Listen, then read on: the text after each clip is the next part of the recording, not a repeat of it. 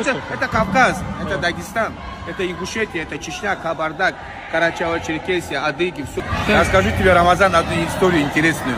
Как я слышал, к ингушам относится эта ингушская история. Были два человека, которые враждовали между собой. Враждовали между собой двое людей.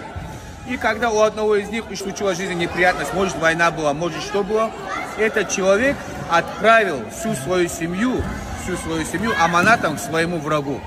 Он сказал: я не знаю более порядочного человека, чем этот мой враг. Если у нас будут враги по жизни, пусть они будут такими.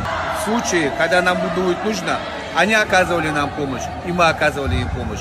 И пусть среди нас не будет всяких приспособленцев и потребителей, которые свои проблемы делают нашими проблемами, а наши проблемы всегда оставляют нам.